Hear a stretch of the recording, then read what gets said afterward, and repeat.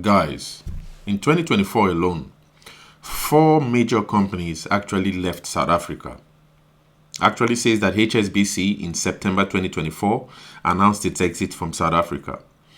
There was another company in May 2024, BNP Paribas, also closed its corporate and investment banking operations in South Africa.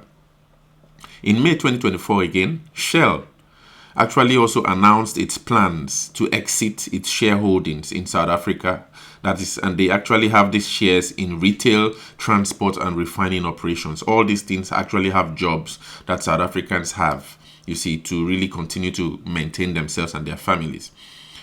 It says that also after 76 years in South Africa, Rolex closed its office in Sandton in May 2024. Rolex is a luxury watchmaker.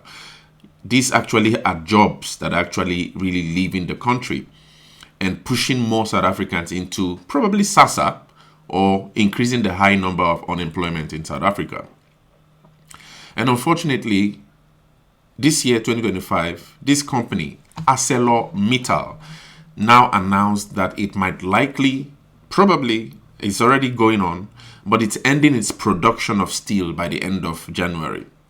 Now, with South Africa's 33.5% unemployment rate, as it were, really by the stats now, I think that policies should actually be put in place to really reduce or probably keep these jobs, so to speak, because of the volatile nature in which unemployment can actually make a nation, especially as we see in South Africa. I actually really discovered that South Africa is topping the chart in Africa in terms of unemployment. This is a really interesting chart for me. South Africa is actually high up there. This is unemployment rate in Africa as of 2024. South Africa is at 29.83%, although the stats South Africa actually puts that number to 33.5%. But why this chart is really interesting for me is that, you see, I was really surprised that a country like Nigeria had a really low unemployment rate of 5.79%. In other words, when people wake up in the morning, you know, there are lots of Nigerians going to work. All right. Although we can actually compare with the population, South Africa has approximately 60 million. Nigeria has, I think, about 200 and 300 million thereabout. But South Africa tops the chart in terms of its unemployment rate in Africa, even more than Niger, even more than these Sahel countries.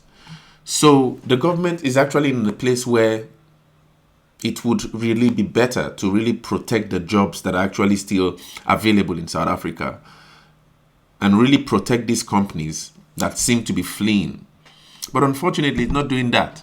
And ArcelorMittal is really announcing that they will be taking, ending this production of steel, which is a major part of what South Africa actually has always represented, industrialization. Now, this company now will be taking away this whole whooping 3,500 jobs. I really don't know. And where those South Africans will actually go back to, in addition to the 1,800 doctors who were actually just unemployed now. And then the 38,000 taxpayers who are actually leaving South Africa, changing their tax residence in South Africa. And the report in 2023 that 1,700 millionaires have actually left South Africa. I really don't know how it's going to function. I really don't know how South Africa is really hoping to really keep on this pace. Let's quickly listen to this representative from ArcelorMittal, discuss the ramifications of the exit of ArcelorMittal from South Africa.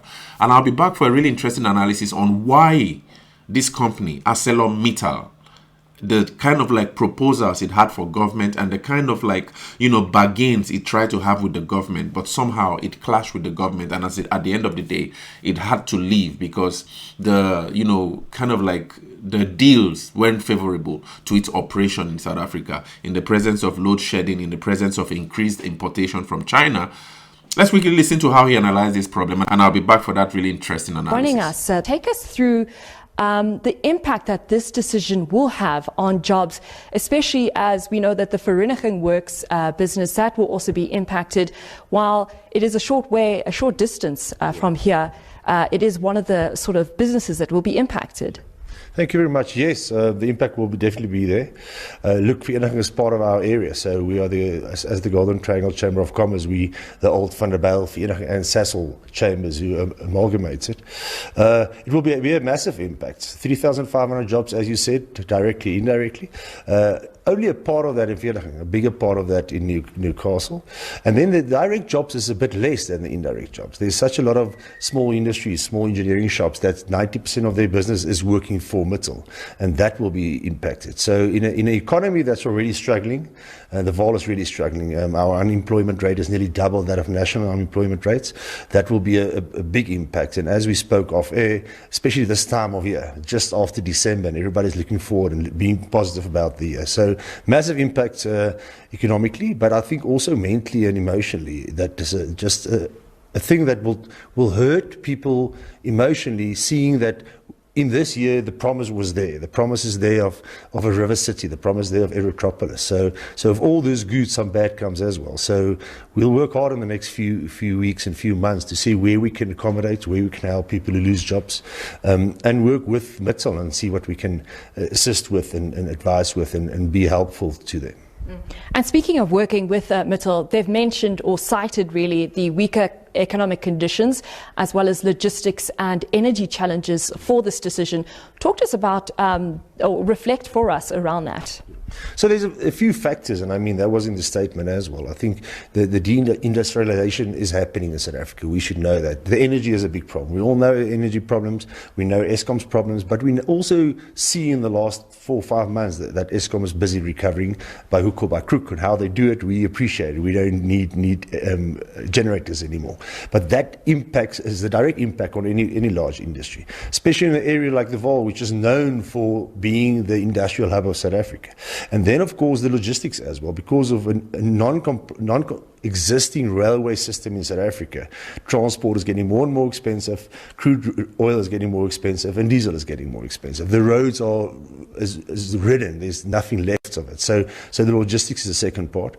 Imports, exports is the third part. I mean, especially with China as a major player, the amount of steel being imported at the price they're being imported is a big factor in this deindustrialization, as well as the decision by MITTAL, as we see it, as we read it. If you look at the share price of MITTAL and 140% decline in loss or growth in loss for shareholders, and the price, like I said, China is bringing it into. So they're flooding the import market, but they're also taking the rest of the world's export market. So now all of a sudden, the import market is killing your local market, but your normal export market of MITTAL is also hurting because of China going to the rest of the countries who usually import from us. And then lastly is government policies. As you can see in the writ by MITTAL as well, they sat with governments, and I think some strides were made, and that's why the last year's threat were stopped.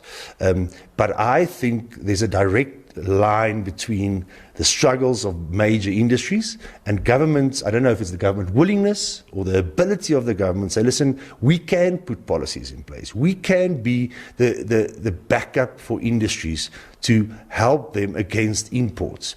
Why? Via taxes, scrap taxes, as they spoke about, steel alloys like aluminium, and that is really hurting our market. And not only on a big industry level, but at all the levels down to root level.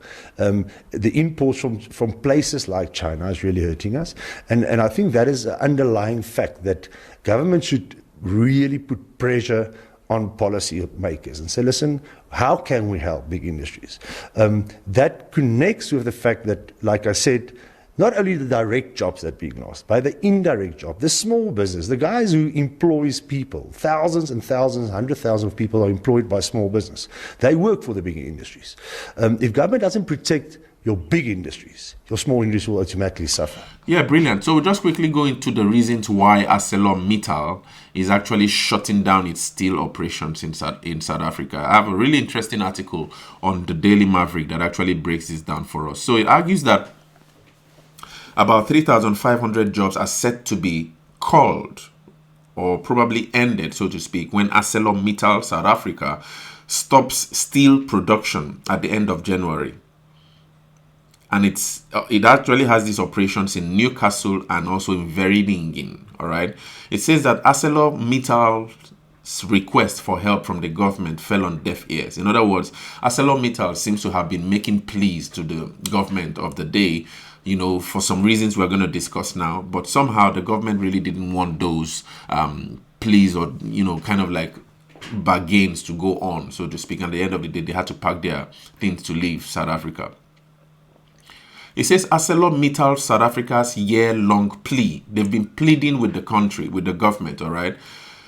Their year-long plea from the government has actually come to a knot, as the company would now proceed with shutting down its steel-making operations in Newcastle and Vereeniging, which is a move that would have a really devastating socio-economic effect in an already stressed economy like South Africa's economy, all right? It says that ArcelorMittal estimates that its decision to end its steel production in South Africa will actually result in 3,500 direct and indirect job losses. And it would affect the communities in Newcastle, in Vereeniging, and also the surrounding areas. And we might see much more weight on SASA, or probably people looking for ways to go abroad. But at the end of the day, that means more taxpayers leaving the system, and then, you know, it's actually just going to keep on increasing the plunge that South Africa is actually already headed. It says that steel production at ArcelorMittal's operations in Newcastle and Vereeniging will stop at the end of January 2025, and the wind down will impact all long steel plants, including the Newcastle Works, Vereeniging Works, and the rail and structure subsidiary. It will also affect AMRAS, which relies on intermediate products currently produced at Newcastle. Now, it says that for South Africa's economy, ArcelorMittal's decision means that there will be fewer players in the country producing long steel products such as fencing materials, rods and bars, and this kind of products that are actually used in the construction, mining, and manufacturing areas. All right. After all, it says that ArcelorMittal is South Africa's only primary steel maker. So the whole thing we usually see across South Africa, made in South Africa, especially in terms of steel, we might likely not see that anymore. Really sad, really sad. Now, what were these pleas and these talks about that ArcelorMittal were actually having with the government? It says that ArcelorMittal CEO, Kobus Verster, and his team, they said that they've been in talks with the Department of Trade, Industry and Competition since 2023 December to find ways to really stop this closure of his steel operations in South Africa. It says that ArcelorMittal asked the government for protection measures, including an export tax relief on steel and measures to level the playing field in the face of cheap steel imports, particularly from China, and intense competition from scrap-based steel makers whose competitiveness have been bolstered in recent years by government policy. In other words, government policy, there's been policy that's been made by the government that has actually been giving more power to what it calls here scrap-based steel makers. And ArcelorMittal has actually been having to fight with that competition, but also policy that actually also have been giving, you know, kind of like these reduced tariffs, I think, to Chinese imports of steel. And so at the end of the day, ArcelorMittal has so much to really battle against, especially if you consider the load shedding problem in South Africa and the really volatile production environment in South Africa. So these are actually kind of like the bargains it was trying to make with the government to really make policy to protect it as a major industrial stronghold for South Africa as a nation going forward. But that actually seemed to have fallen on deaf ears. He said if he believed, asked if he believed the government did enough to stave off the closure of ArcelorMittal and its operations, and also to avoid the job losses running into the thousands, Verster was diplomatic. According to Verster, he says, the government is willing to listen, but not able to take decisions. That's really important. The government is willing to listen, but the decision making is the problem. He says, could the government have done more? Of course. This is my view. according to Verster. So he actually really thinks that the government could have done more, but there's a lack of political will to make decisions to keep industrialization in South Africa. And this actually speaks to a concept by a professor now really making the headlines and in the journals and articles for those of us who are academics. It's called the Great Dublin. In other words, it speaks about China and the role of China and India in what has been called the Great Dublin. So there's now a massive influx of labor coming from the east, okay, and this labor now seems to be replacing labor actually, especially in the global south, because production now can actually be done somewhere that far away, and as long as there are low tariffs, to aid the kind of like influx. It's kind of like a neoliberal logic to aid the importation of these goods that need to be produced within South Africa, but now can be produced in the east, the likes of India, China. Then there's now what it's been called a Great Dublin, where the labor in the local, for example, in South Africa's labor, for example, might now likely be undermined because there's now labor coming from the east, much more a labor surplus coming from that region. And then at the end of the day, the labor in South Africa becomes redundant. And then we see an increase in unemployment rate, but yet there's still an increase, so to speak, in the production of the products that are, or the availability of the products to really cushion what the country needs. So it's actually a concept called the Great Dublin. All right. So at the end of the day, we might see much more unemployed people in Africa, and like the likes of countries in Africa who are not yet into industrialization or who haven't really taken industrialization seriously. We might be seeing an increase in unemployment at that level because now there's a Great Dublin. There's a much more labor surplus in countries that are experts in industrialization. And then as long as the countries in the global south have it, really, low tariffs, so to speak, or make it really fashionable to have imports come in at cheap rates, then we might be able to see a particular locale or a country's labor force become much more redundant. And then in South Africa, the phenomenon of SASA then becomes much more popular. So this is actually what's really breeding this high unemployment rate. One of the factors breeding this high unemployment rate in South Africa. Okay. Good. So now it says that the ArcelorMittal also had frustrations with the government behind the scenes. It says that after months of warning from ArcelorMittal about closing down its steel operations, the Minister of Trade and Competition and Industry, Park Stow, actually intervened in November 19, 2024, where he sent a letter to ArcelorMittal requesting an urgent meeting with the company's management. All right. The article here says that meeting didn't go well. All right. And it actually felt like the government didn't take ArcelorMittal's plea seriously.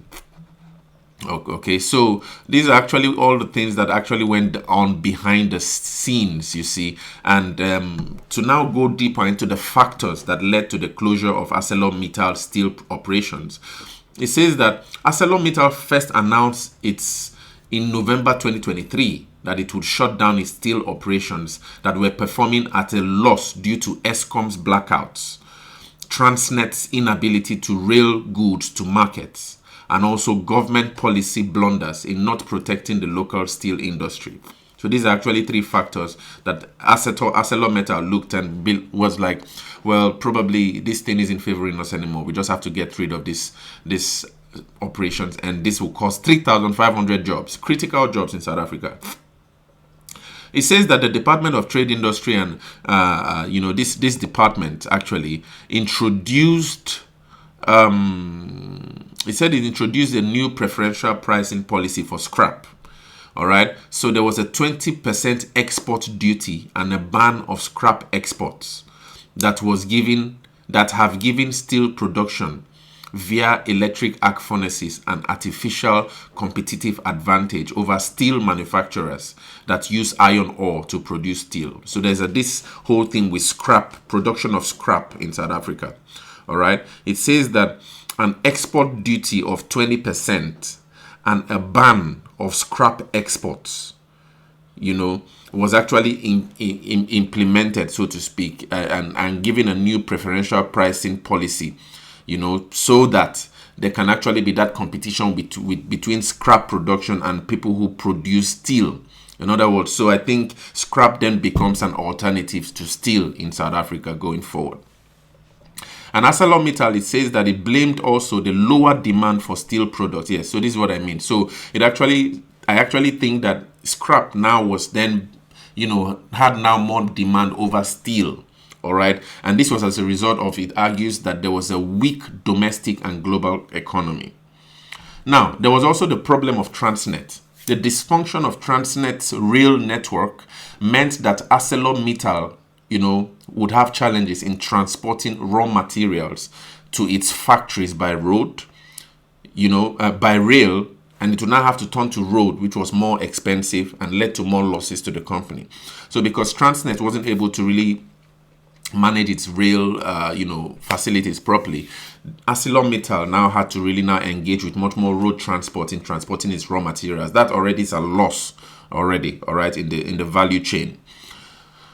But also it says that ArcelorMittal relies heavily on Transnet freight rail to transport 91% of the iron ore and 100% of the coking coal consumed at its Newcastle and Vanderbilt Park factories to produce steel. So Transnet and this whole policy, preferential policy pricing for scrap in South Africa, were two important factors to consider in the closing down of ArcelorMittal. But then there was now also the case with Eskom. It says that Eskom's blackouts harmed ArcelorMittal's steel production process a lot. It says that higher stages of load shedding coupled with load curtailment resulted in ArcelorMittal's factories not having reliable power supply for hours. And that's really important in this kind of business. It says that this forced the company to find alternative sources of energy, which then actually had additional costs. So we see that the operation of this ArcelorMittal just kept on accruing losses because of the structural challenges that South Africa's business and production manufacturing sector actually had, you see. So it says that the CEO of ArcelorMittal previously said, that's Verster now, he said that the increase in power generation in recent months, that is, there have been no Eskom blackouts for more than 9 months now. It actually gave ArcelorMittal breathing room to improve its operational efficiencies.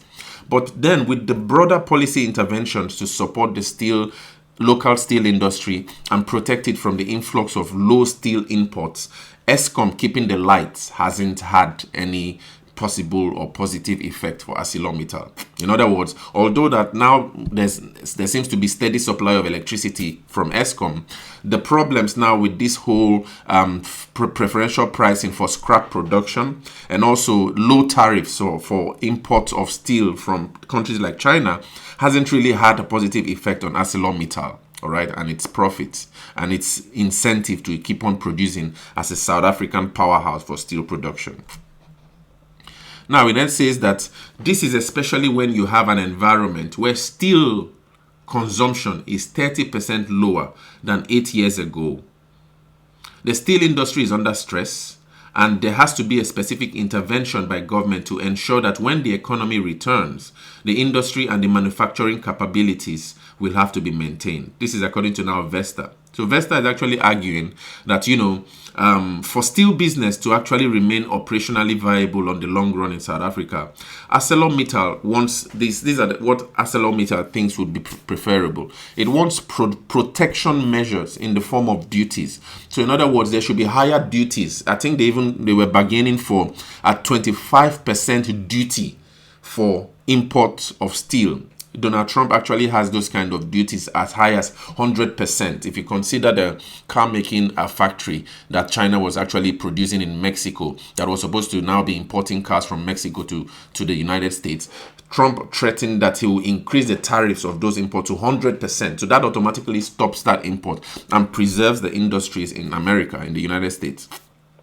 ArcelorMittal actually thought that the South African government would also have that kind of protectionist move so that it can actually have a 25% tariffs of imports of steel from China and these other global giants. But then I think the government decided to stay on 9%, which then favored more importation of this, goods, this steel from the east, from China, so to speak. And at the end of the day, this has actually threatened ArcelorMittal. My problem with this is that the importation of this steel from these countries actually then erodes jobs.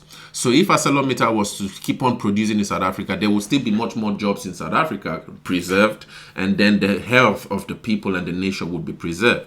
But in trying to shift towards opening the space for competition and all that, the loss of jobs, as much as 3,500 jobs, would now become the price to pay. And many times I ask myself, is this a worthwhile policy? Is it a wise one? What do you guys think? I don't want this video to be too long, but these are the reasons why ArcelorMittal is actually deciding to leave South Africa in a very sad, really sad story and history in the history of South Africa's manufacturing industry. But anyway, I don't know. What do you guys think about this video here? Share your thoughts in the comments.